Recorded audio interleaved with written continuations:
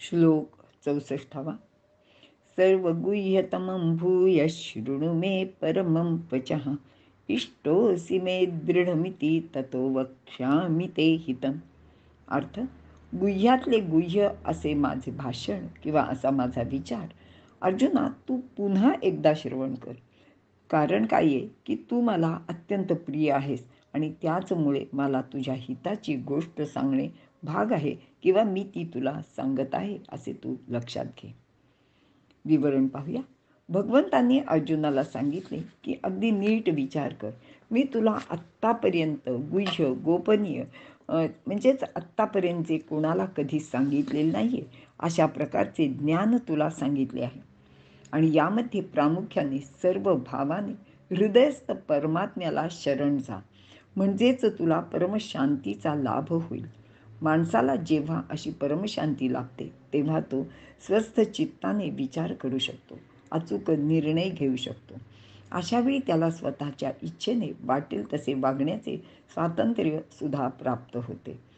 भगवंतांनी अर्जुनाच्या बाबतीत हाच विचार गृहीत धरलेला आहे आणि सांगितलंय की यथेच्छसी तथा करू, तुला वाटेल ते कर. पण आता भगवंताच्या असे लक्षात येते की योग्य निर्णय घेण्यासाठी अर्जुनाचे मन निसंशय आणि निर्मोह झालेले नाहीये. आणि म्हणून ते त्याला पुन्हा सांगतायत की पुन्हा एकदा तुला गुह्यतम असे ज्ञान देतो की जेणेकरून तुझे हित होईल. कारण अर्जुनाने माझ्या हिताची कल्याणाची गोष्ट तू मला सांग अशी वारंवार विनंती कृष्णाला केलेली आहे. श्रीकृष्ण एकच गोष्ट वारंवार अर्जुनाला सांगत आहेत, कारण दुष्ट संहाराचे कार्य श्रीकृष्णाला या अर्जुनाकडूनच तर करून घ्यायचे आहे. हे कार्य सिद्धीस नेण्यास अर्जुनच योग्य सुद्धा आहे आणि हे भगवंताला चांगलेच ठाऊक आहे. म्हणूनच भगवंताचे ऐकले तरच अर्जुनाचे हित साधणार आहे असे भगवंत त्याला सांगतायत. इथे एक गोष्ट लक्षात घ्यायला हवी की अर्जुनाची श्रीकृष्णावर भक्ती होती, पण यावेळेला तो मोहग्रस्त झाल्याने त्याला श्रीकृष्णाच्या भगवंतपणाबद्दल सुद्धा शंका निर्माण झाली. पण श्रीकृष्णाचे मात्र तसे नव्हते, कारण अर्जुन त्याला अत्यंत प्रिय होता आणि त्याचे हित व्हावे अशी त्याची मनापासूनची इच्छा होती.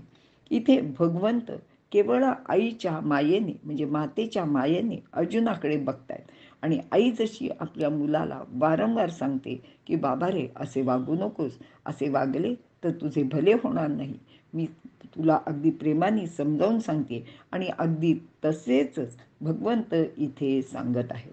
याचे कारणही असेच आहे की दुष्टांचा संहार करून धर्माचे पुनरुज्जीवन करायचे आहे.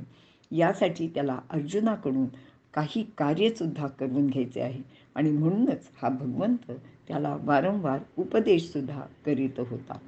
इथं आपण थांबू.